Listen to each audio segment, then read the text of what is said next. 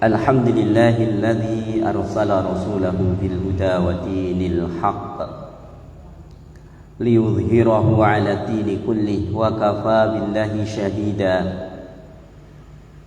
Asyhadu an la ilaha illallah wahdahu la syarika lah imanan bihi wa tauhida wa asyhadu anna Muhammadan 'abduhu wa rasuluh wa sallallahu alaihi wa ala alihi wa ashabihi wa sallama tasliman mazida.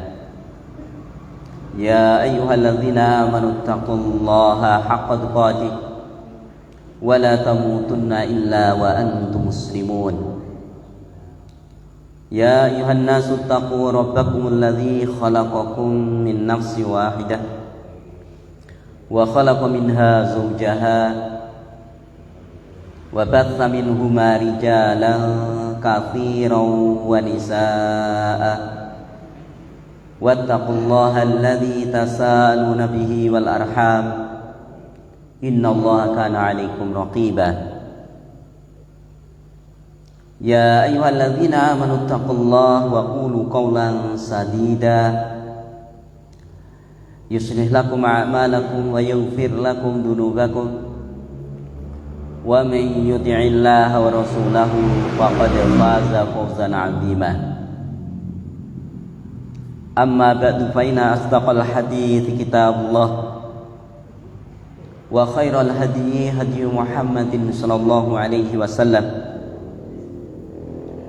wa syarrul umuri muhdatsatuha fa inna kulla muhdatsatin bid'ah wa kulla bid'atin dhalalah wa kulla dhalalatin finnar. Jamaah rahimani wa rahimakumullah wa a'azzanallah wa iyyakum.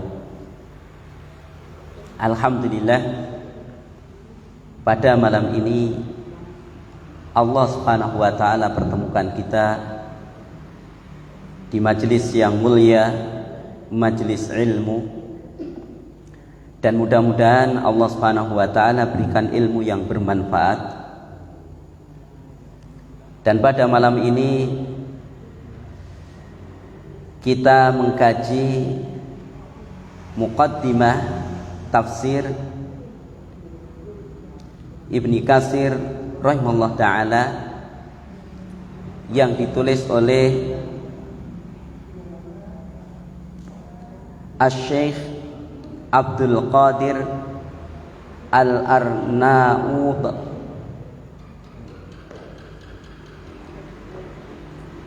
Beliau rahimahullah ta'ala menyebutkan inna minal wajibi alaina, sesungguhnya termasuk wajib atas kita anna tamira bima amarona bihi rabbuna tabaraka wa ta'ala fi kitabihil aziz, untuk tunduk, untuk taat kepada apa yang Rabb kita tabaraka wa ta'ala perintahkan kepada kita di dalam kitabnya yang mulia, merupakan bagian dari kewajiban bahwa kita tunduk, patuh dan juga taat kepada perintah Allah Subhanahu wa taala yang terdapat di dalam kitabnya yang mulia. Wa an nantahiya amma nahana anhu subhanahu wa ta'ala fi hadzal kitabil karim, dan wajib kita meninggalkan dari apa yang Rabb kita subhanahu wa ta'ala larang kita darinya di dalam kitabnya yang mulia ini. Bagian di antara kewajiban kita yang pertama, kita tunduk pada perintah Allah, dan yang kedua kita meninggalkan apa yang Allah Subhanahu wa taala larang yang terdapat di dalam kitab Allah Subhanahu wa taala yang mulia, yaitu Al-Qur'anul Karim. Wa an nata'allamahu wa nu'allimahu linnas, dan juga wajib kita mempelajari kitab Allah yang mulia Al-Qur'anul Karim, dan wajib pula kita mengajarkannya. Kita ini berkewajiban untuk mempelajari Al-Qur'anul Karim, dan sesudah kita mengilmui Al-Qur'anul Karim, kita berkewajiban untuk mengajarkannya. Wa an natafahamahu wa nufahimahu linnas, dan juga merupakan kewajiban kita memahami kitab yang mulia Al-Qur'anul Karim, dan kita memahamkan kepada manusia. Ini kewajiban kita. Lina'lama bihi fi syu'uni hayatina kulliha, agar kita bisa mengamalkan Al-Quran di dalam urusan-urusan kehidupan kita semuanya. Jadi kewajiban kita yang pertama adalah kita wajib tunduk kepada Al-Quran. Yang kedua, kita wajib meninggalkan larangan Al-Quran. Dan yang ketiga, kita wajib mempelajari dan mengajarkannya kepada manusia. Kita wajib memahami dan memahamkan kepada manusia.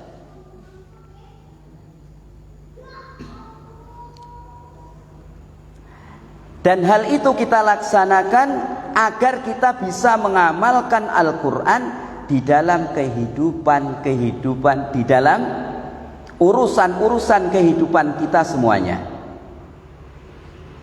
Kalau kita nggak paham, ya tidak mungkin kita bisa mengamalkannya. Kalau kita tidak mengilmui, tidak mungkin kita bisa mengajarkannya. Kalau kita tidak paham, tidak mungkin kita bisa memahamkan kepada manusia. Sedangkan itu semuanya adalah kewajiban yang harus kita kerjakan.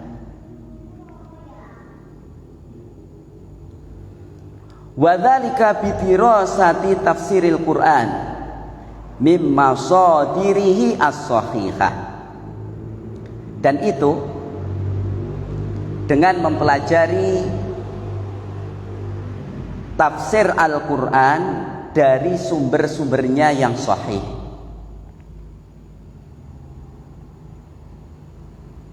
Wa qiraati kutubit tafsiri, dan juga membaca kitab-kitab tafsir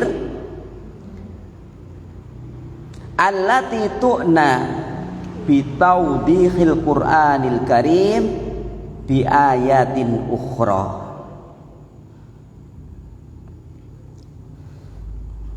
yang bisa diketahui maknanya dengan penjelasan Al-Qur'anul Karim dengan ayat-ayat yang lain. Dengan kita mempelajari tafsir Al-Qur'anul Karim dari sumber-sumbernya yang sahih, dan kita membaca kitab-kitab tafsir yang bisa diketahui makna penjelasan Al-Qur'anul Karim itu dengan ayat-ayat yang lainnya. Sebagian di antara contohnya seperti ketika Nabi alaihi salatu wasallam membaca firman Allah Subhanahu wa taala, alladzina amanu walam yalbisu imanahum bidzulmin ulaika lahumul amnu wa hum muhtadun. Orang-orang yang beriman dan tidak mencampur keimanan mereka dengan kezaliman, maka mereka itu akan mendapatkan keamanan dari siksa neraka nanti di akhirat, dan akan mendapatkan petunjuk ketika di dunia.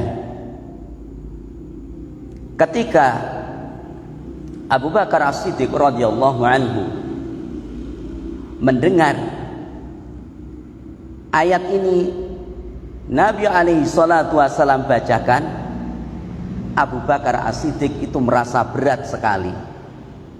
Tanya kepada Nabi alaihi salatu wasallam, Ayuna la nadlim nafsah.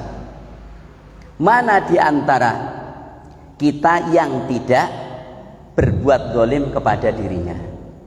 Mana di antara kita yang tidak berbuat zalim kepada dirinya? Dan ini difahami oleh Abu Bakar As-Siddiq radhiyallahu anhu bahwa yang dimaksudkan zalim adalah kezaliman yang banyak dilakukan oleh umumnya manusia, sementara tidak ada seorang pun yang lepas dari perbuatan zalim.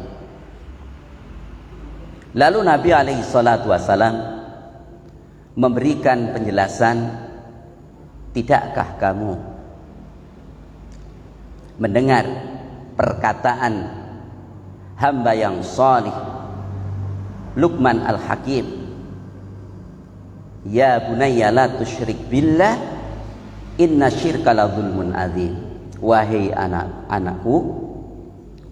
anakku, janganlah kamu menyekutukan Allah, sesungguhnya syirik itu adalah kezaliman yang besar. Jadi yang dimaksudkan kezaliman di dalam ayat itu syirik berdasarkan tafsir yang telah disebutkan di dalam ayat yang lainnya. Ini salah satu di antara contoh.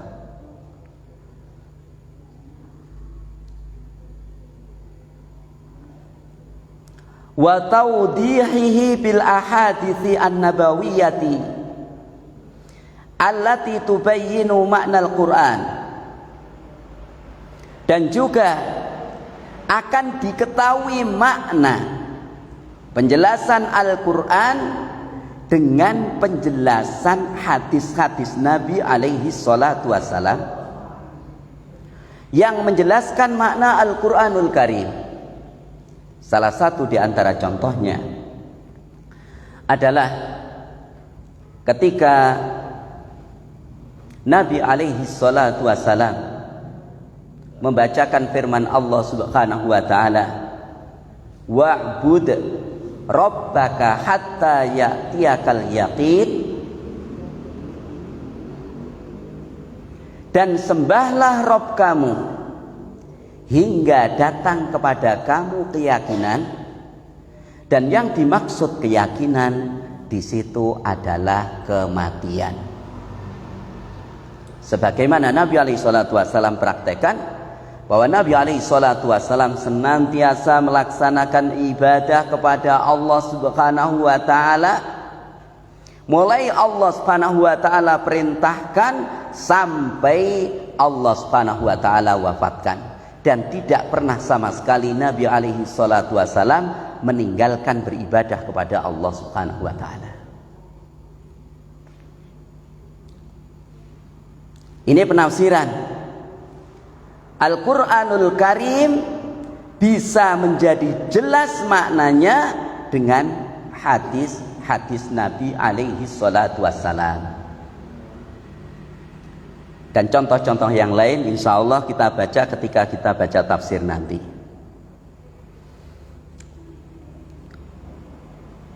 Kama qala ta'ala, sebagaimana Allah subhanahu wa ta'ala firmankan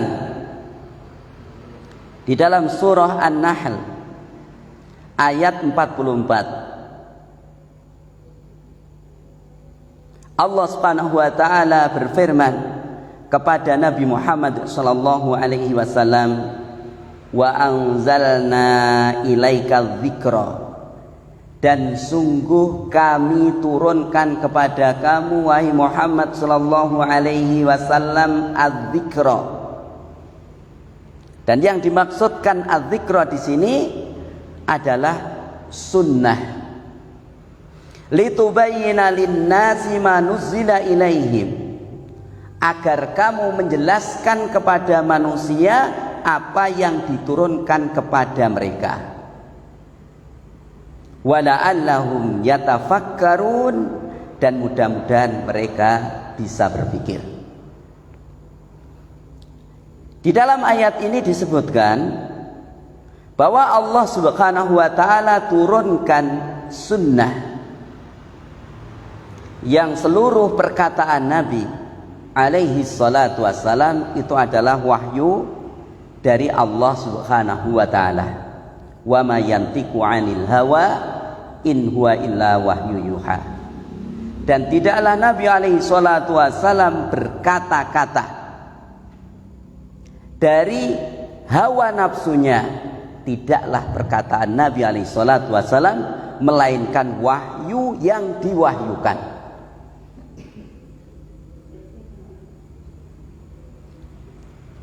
Nabi alaihi salatu wassalam Allah ta'ala berikan wahyu berupa sunnah. Tujuannya agar Nabi alaihi salatu wassalam menjelaskan kepada manusia apa yang diturunkan kepada mereka, yaitu Al-Quranul Karim. Dan harapannya kalau Nabi alaihi salatu wassalam jelaskan Al-Quranul Karim kepada manusia, maka mereka bisa berpikir. Kemudian bisa diketahui maknanya dengan jelas Al-Quranul Karim. Thumma bi aqwalis sahabah wat tabi'in lahum bi ihsan. Kemudian dengan perkataan-perkataan para sahabat dan orang-orang yang mengikuti mereka dengan baik. Kata beliau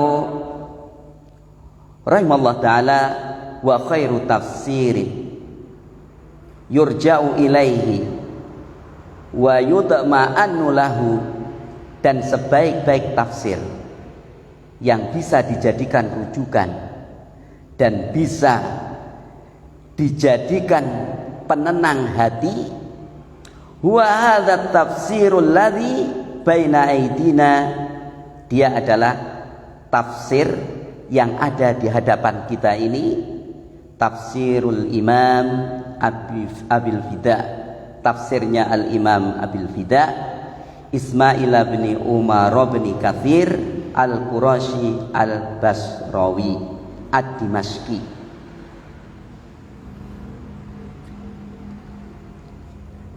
Tafsirnya Al-Imam Abu Fida yang namanya Ibnu Katsir, itu namanya adalah Ismail ibnu Umar.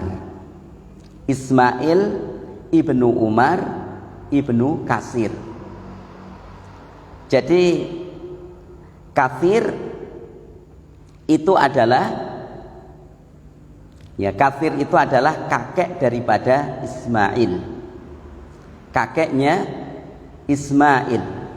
Dan yang terkenal dengan Ibnu Katsir berarti bapak kakeknya Ismail. Beliau adalah Quraisy, keturunan Quraisy, dan juga pernah tinggal di Al-Basrawi dan juga Ad-Dimashqi, yaitu Damaskus.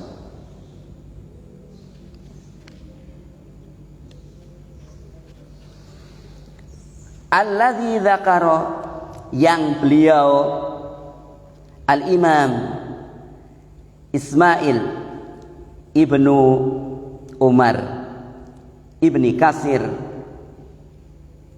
rahimallahu ta'ala, beliau telah menyebutkan anna asahhat turuqi fi tafsiril Quran, sesungguhnya paling sahihnya cara di dalam menafsirkan Al-Quranul Karim ayyufassara al-Qur'anu bil Qur'an. Al-Qur'an itu ditafsirkan dengan Al-Qur'an. Ini yang pertama kali. Kata beliau Al-Imam Ibnu Katsir rahimahullah ta'ala, paling sahihnya cara di dalam menafsirkan Al-Qur'anul Karim adalah Al-Qur'an ditafsirkan dengan Al-Qur'an. Fama ajmala fi makani bastin fi makanin akhar. Alangkah bagusnya tempat memperluas pembahasan di dalam masalah ini di tempat yang lain, bukan di muqaddimah ini. Fa in a'yaka tafsiruhu, maka jika penafsirannya itu menjadikan kelelahan pada diri kamu, maksudnya ketika mau menafsirkan Al-Quran dengan Al-Quran, diulang-ulang dibaca berkali-kali, ternyata tidak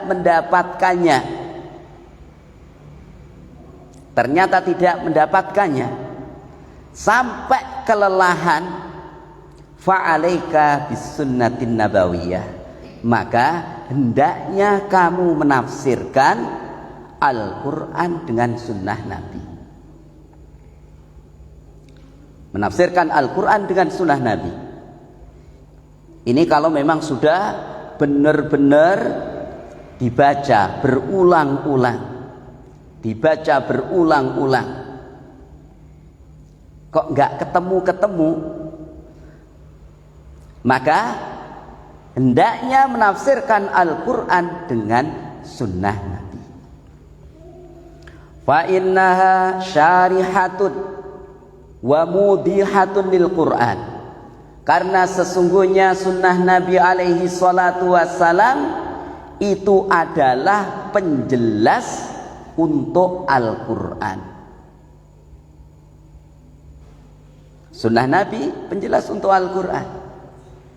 Sebagian di antara contoh, kalau tadi sudah disebutkan, ada contoh yang lain sehubungan dengan masalah sholat. Di dalam Al-Quranul Karim itu disebutkan wa aqimus sholah, tegakkanlah sholat. Lalu gimana caranya?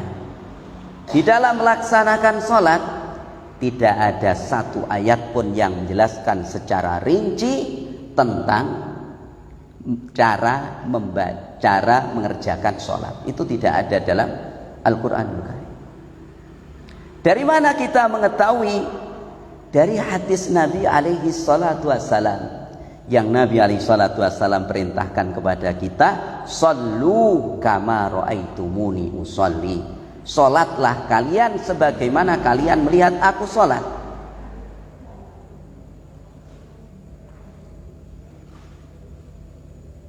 Kalau kita cari-cari di dalam Al-Quranul Karim, gimana tata cara sholat, gak akan ketemu. Itu gak akan ketemu.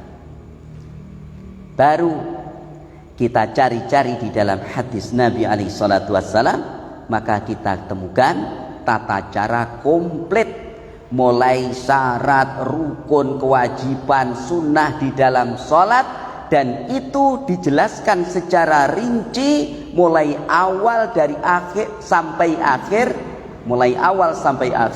secara berurutan.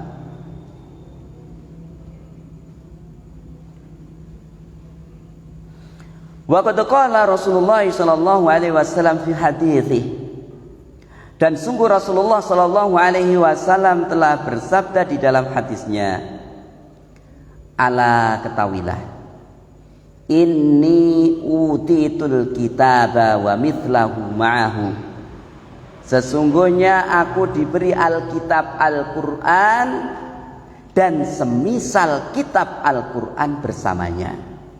Yakni yang beliau maksudkan adalah as-sunnatan nabawiyata. Nabi alaihi salatu wasallam nyatakan di dalam hadis sahihnya bahwa beliau diberi Alkitab, Al-Quran dan semisal Al-Quran bersamanya, yaitu sunnah. Maka Alkitab dan sunnah itu tidak bisa dipisah-pisahkan.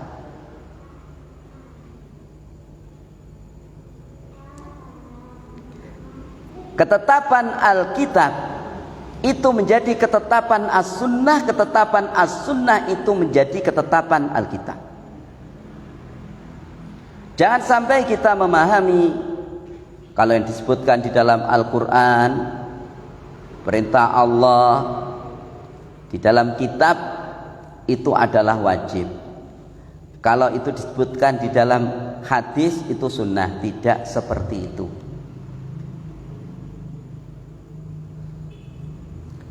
Karena melakukan ketaatan kepada Ar-Rasul Muhammad SAW itu adalah kewajiban. Itu adalah kewajiban. Bahkan termasuk konsekuensi di dalam kita bersyahadah wa anna Muhammadar Rasulullah itu adalah sebagaimana kemarin sudah kita sampaikan, tasdiquhu fima akhbar, ta'atuhu fima amar, wajtinabu ma naha anhu wa zajar, hubbuhu sallallahu alaihi wasallam wa alla yu'badallahu illa bima syara'a sallallahu alaihi wasallam. Konsekuensi syahadah, sesungguhnya Muhammad sallallahu alaihi wasallam itu adalah utusan Allah yang pertama membenarkan seluruh kabar-kabarnya. Yang kedua, mentaati perintah-perintahnya. Yang ketiga, meninggalkan larangan-larangannya. Dan yang keempat, mencintai Rasul Muhammad sallallahu alaihi wasallam. Dan yang kelima, tidaklah Allah Ta'ala diibadahi kecuali dengan apa yang Rasulullah sallallahu alaihi wasallam syariatkan.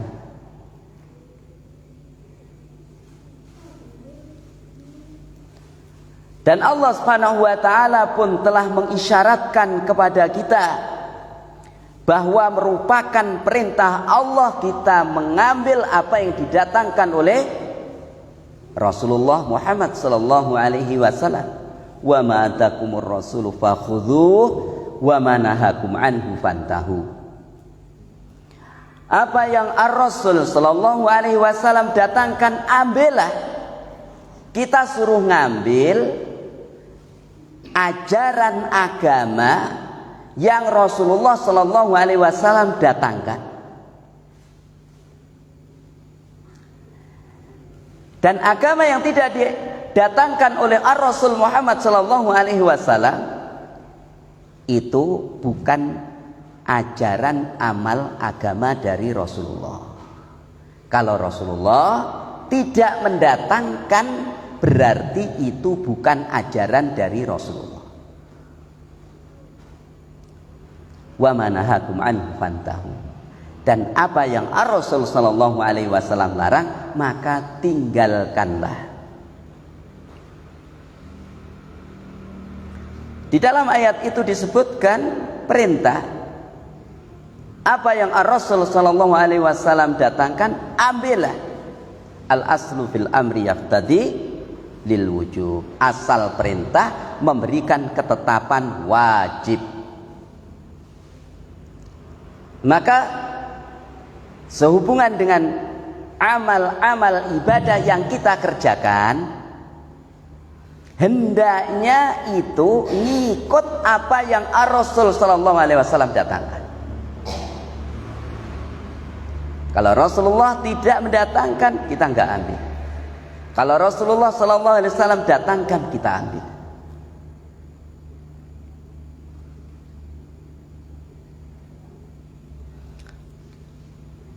Lalu fa illam najid at-tafsir wadihan fil kitabil karim wa sunnatin nabawiyah.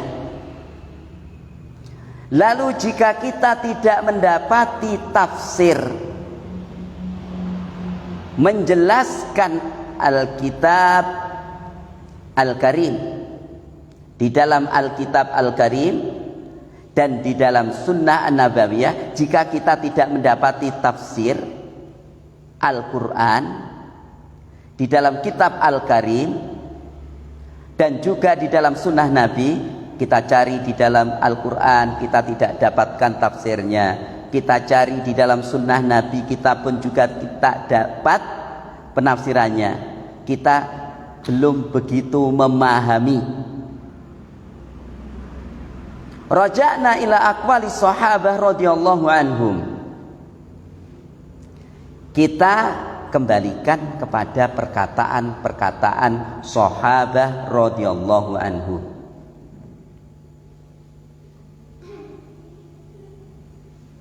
Karena mereka para sahabat ridwanullah alaihim itu adalah orang-orang yang paling faham kepada sunnah Nabi alaihi salatu wassalam. Orang-orang yang paling faham terhadap Al-Quran sesudah Nabi alaihi salatu wassalam. Ini mereka para sahabat ridwanullah alaihi, yang mereka itu mempelajari Al-Quran itu 5 ayat, dibaca berulang-ulang, difahami sampai faham dan mereka amalkan, lalu dilanjutkan lagi. Atau mereka mempelajari 10 ayat Al-Quran, dipelajari benar-benar, difahami, diilmui, dan sesudah benar-benar mengilmui dan memahami, diamalkannya. Itu mereka para sahabat.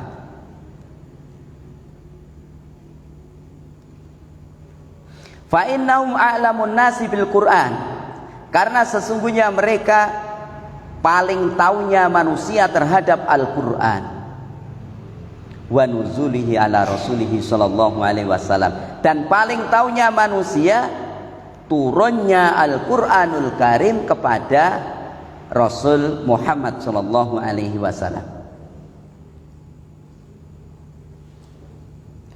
Wala siyama as-sahabah al-kiram, lebih-lebih sahabat-sahabat yang mulia, kal khulafair rasyidin, seperti khalifah-khalifah yang lurus, wal a'immah minhum, dan imam-imam dari mereka, imam-imam dari mereka para sahabat.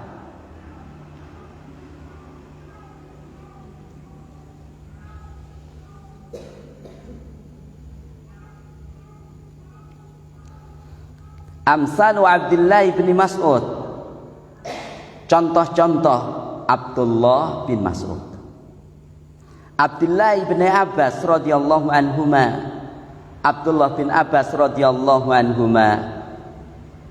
Ini sebagian di antara contohnya. Khulafaur Rasyidin, Abu Bakar, Umar, Utsman, Ali. Mereka adalah manusia yang paling tahu terhadap Al-Quran dan turunnya Al-Quran.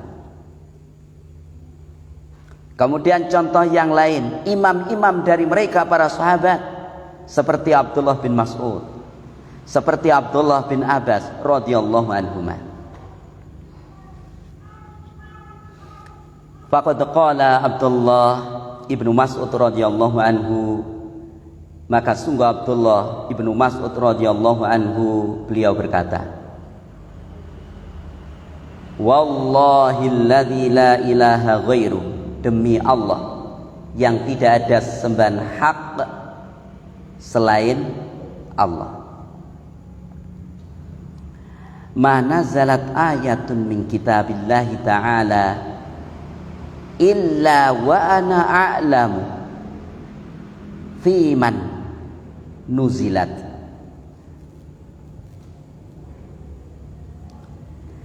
Tidaklah satu ayat turun dari kitab Allah Ta'ala Azza wa Jalla kecuali aku mengetahui tentang siapa ayat itu diturunkan. Ini Abdullah bin Mas'ud. salah satu dari imam di antara mereka para sahabat. Wa aina nuzilat, dan di mana diturunkan? Abdullah bin Mas'ud itu betul-betul mengetahuinya. Sampai beliau mengatakan, walau a'lamu ahadan a'lama bi kitabillahi ta'ala minni tablughu al-mataya la ataituhu.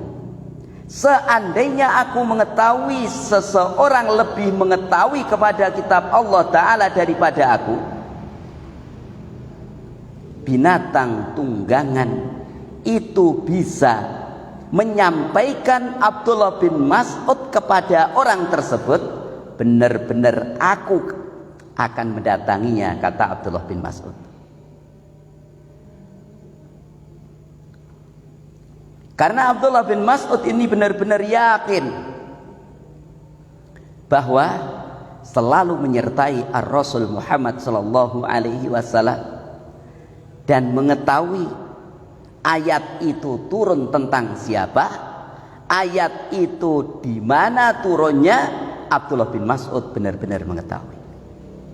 Sampai beliau mengatakan, andai ada orang yang lebih tahu daripada Abdullah bin Mas'ud, lalu orang itu bisa ditempuh dengan binatang tunggangan, tentu Abdullah bin Mas'ud akan mendatangi orang itu.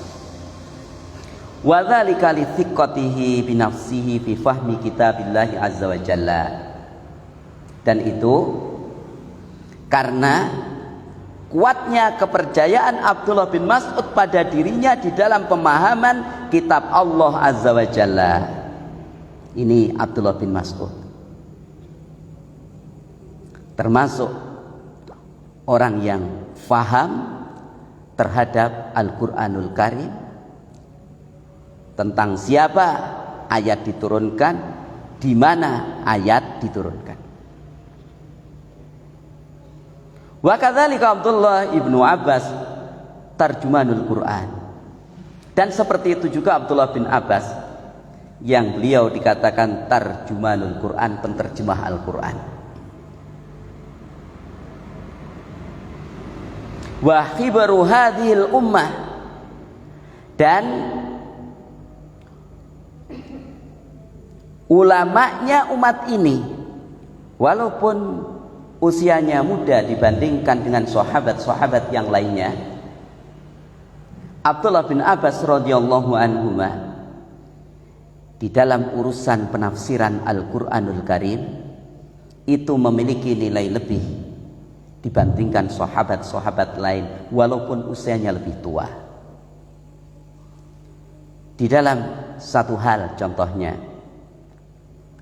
tentang firman Allah Subhanahu wa taala surah An-Nasr, idza jaa nasrullahi wal fath, dan seterusnya. Apa maksudnya? Mereka para sahabat memahami makna-makna lafaz yang terkandung di dalam surah An-Nasr. Lalu Abdullah bin Abbas ketika ditanya, jawabannya itu adalah tanda dekatnya kematian Rasulullah sallallahu alaihi wasallam. Kalau Mekah sudah dibebaskan dari kekuasaan orang kafir dan manusia berbondong-bondong masuk di dalam Islam, maka paripurna tugas Rasulullah sallallahu alaihi wasallam, dan sesudah itu Allah Ta'ala wafatkan. Dan tidak ada sahabat selain Abdullah bin Abbas memahami surah An-Nasr dengan penafsiran yang seperti itu.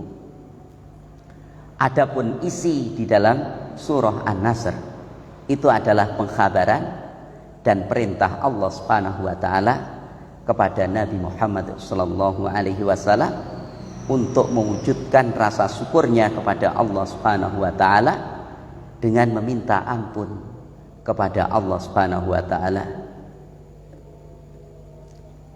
dengan meminta ampun, bertasbih kepada Allah Subhanahu wa taala dengan memuji Allah Subhanahu wa taala. Fasabbih bihamdi rabbika wastaghfir. Bertasbihlah dengan memuji Rabbmu dan mintalah ampun kepadanya. Ini bukti syukur adalah dengan tasbih, memuji Allah Ta'ala, dan juga meminta ampun kepada Allah Subhanahu wa Ta'ala.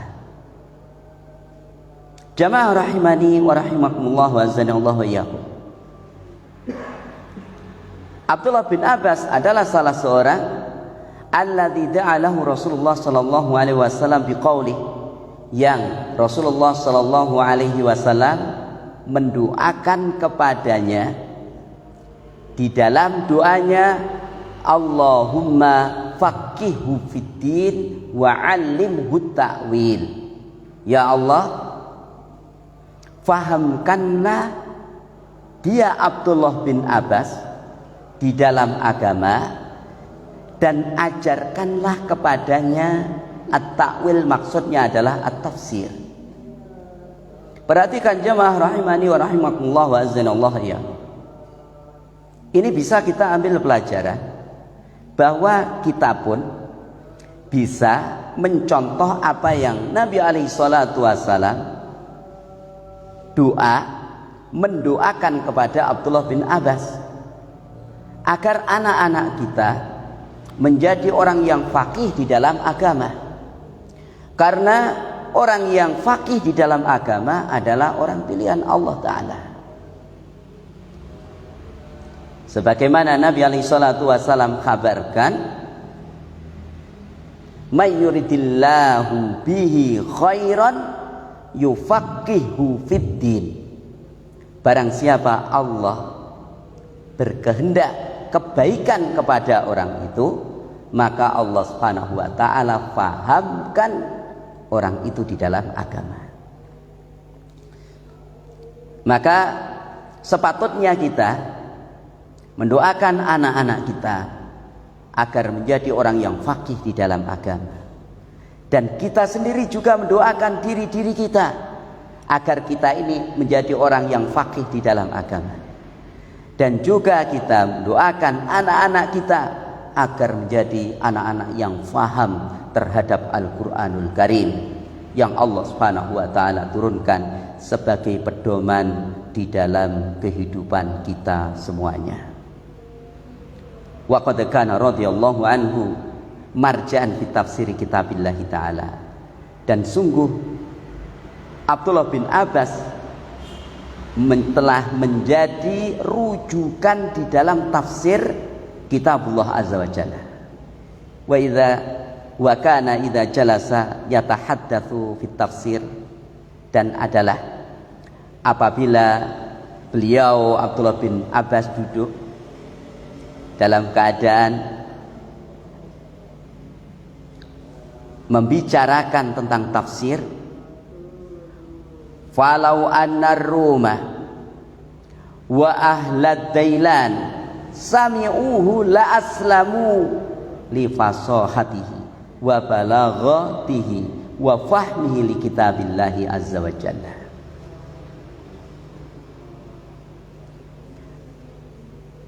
Dan apabila Abdullah bin Abbas itu duduk membicarakan tafsir, andai orang-orang Romawi, andai penduduk Dailan itu mendengar tafsir yang disampaikan oleh Abdullah bin Abbas, sungguh mereka masuk di dalam Islam karena kefasihan beliau, kedalaman beliau di dalam masalah tafsir, kefahaman beliau terhadap kitabullah azza wa jalla. Ini sebagian dasar yang kita pakai untuk memahami Al-Quranul Karim. Bagian yang terakhir adalah kita fahami Al-Quranul Karim dengan perkataan-perkataan para sahabat. Sebagian diantaranya adalah Abdullah bin Mas'ud dan juga Abdullah bin Abbas radhiyallahu anhuma. Gimana? Lanjut. Kemudian kalau kita tidak mendapati perkataan-perkataan para sahabat di dalam menafsirkan Al-Qur'anul Karim, thumma idza lam najid at-tafsir fil Qur'anil Karim was sunnah al-mutahharah, apabila kita tidak mendapati tafsir di dalam Al-Qur'anul Karim dan sunnah al-mutahharah, wala wajadnahu anis sahabah radhiyallahu anhum, dan kita tidak mendapati dari sahabah radhiyallahu anhum, fa innana narji'u ila aqwalil a'immah minat tabi'in, maka sesungguhnya kita kembali kepada perkataan-perkataan imam-imam dari kalangan tabi'in. Contohnya Mujahid bin Jabr, seperti Mujahid tilmidhi Abdullah bin Abbas, muridnya Abdullah bin Abbas. Wa innahu kana ayatun fit tafsir, maka sesungguhnya dia Mujahid adalah ayat di dalam tafsir. Wa qad arada al-Qur'an ala Abdullah bin Abbas salasa aradatin min fatihatihi ila khatimatihi wa huwa yuwaffiquhu inda kulli ayatin wa yas'aluhu anha. Dan sungguh Mujahid ini mempelajari Al-Qur'anul Karim di hadapan Abdullah bin Abbas radhiyallahu anhuma. Ini mempelajari, menunjukkan bacaan Al-Qur'anul Karim berikut penafsirannya di hadapan Abdullah bin Abbas. 3 kali ini menunjukkan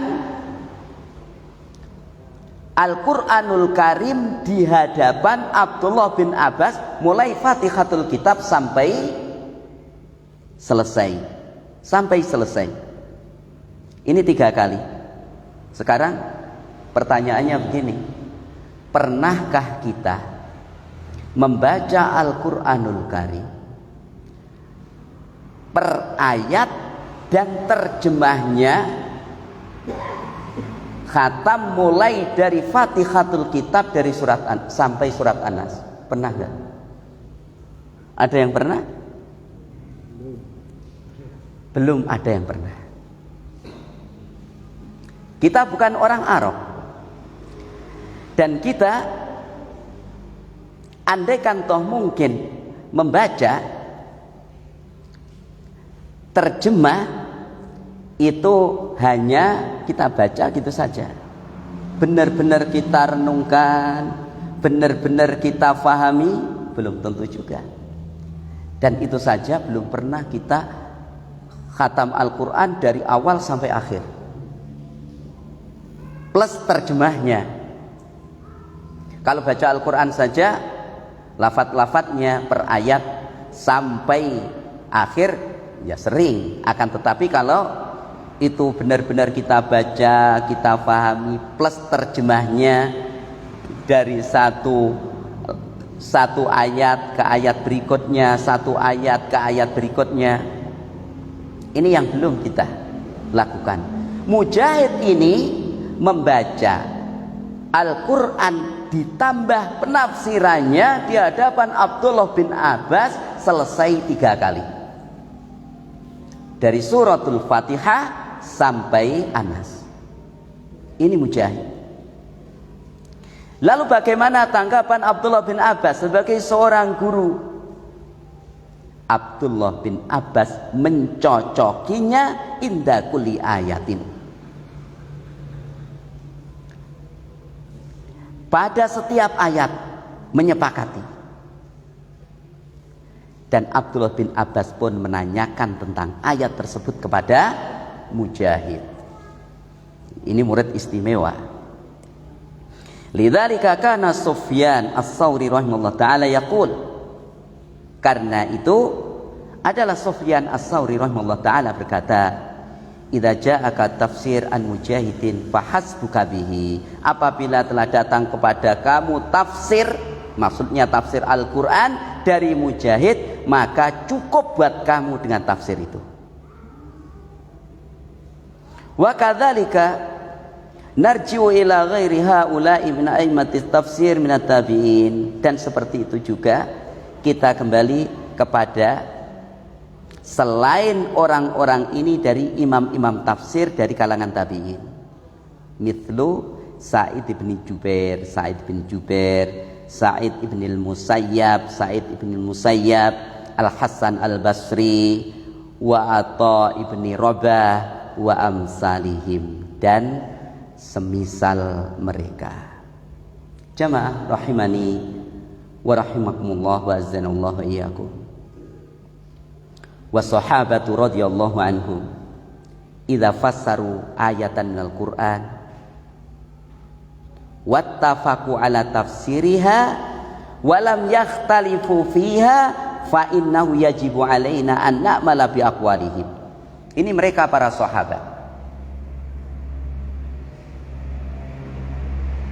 Mereka para sahabat apabila menafsirkan satu ayat dari Al-Quran, mereka telah bersepakat di atas penafsirannya dan mereka tidak berselisih di dalamnya, maka sesungguhnya kita wajib mengamalkan perkataan-perkataan mereka, wa alla nakhruja anha, dan kita tidak keluar darinya.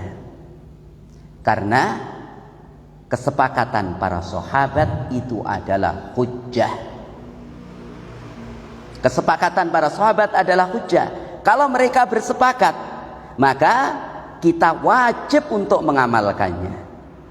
Karena sebagaimana disebutkan oleh Allah Subhanahu wa taala,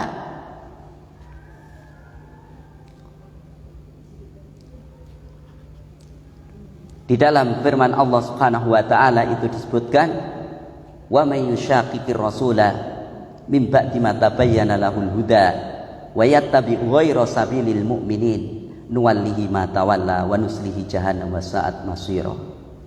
Barang siapa menyelisih Rasul, ini yang pertama, sesudah petunjuk jelas buat dirinya dan mengikuti selain jalan orang-orang yang beriman. Ini di dalam tafsirnya, maksud daripada selain jalan orang-orang yang beriman, orang-orang yang beriman di situ adalah mereka para sahabat ridwanullah alaihim.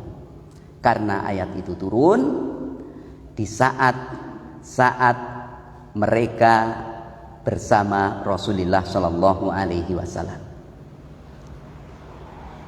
Orang yang menyelisih Rasul sesudah petunjuk jelas buat mereka dan mereka mengikuti selain jalannya para sahabat, maka Allah Ta'ala palingkan sebagaimana mereka berpaling. Ancamannya, Allah masukkan mereka di dalam neraka jahanam, dan neraka jahanam adalah sejelek-jelek tempat kembali. Jadi perkataan para sahabat, kalau memang mereka bersepakat di dalam menafsirkan suatu ayat, maka kita wajib untuk mengamalkannya. Kita tidak boleh keluar darinya. Wa idza ikhtalafu natakhayyar, dan apabila mereka berselisih, kita pilih min aqwalihim, dari perkataan-perkataan mereka. Maka na aqraba ila mafhumil ayah, apa yang paling dekat pada difahaminya ayat, bima qablaha, pada apa yang sebelumnya, wa ma ba'daha, dan apa yang sesudahnya, wattabi'una idza ikhtalafu fala yakunu qaulu ba'dihim hujjatan ala qauli ba'din. dan tabi'in apabila mereka berselisih, maka tidaklah perkataan sebagian mereka itu menjadi hujah di atas perkataan sebagian yang lain. Adapun ketika mereka para sahabat berselisih, kita memilih mana yang paling dekat pada pemahaman ayat, dengan ayat yang sebelumnya dan juga dengan apa yang sesudahnya. Tapi kalau tabi'in berselisih, maka tidak bisa perkataan sebagian mereka dijadikan hujah di atas perkataan sebagian yang lain. Wallahu a'lam. Mungkin kita cukupkan sampai di sini. Sebelum kita tutup kajian malam ini, apa ada pertanyaan, kami persilakan.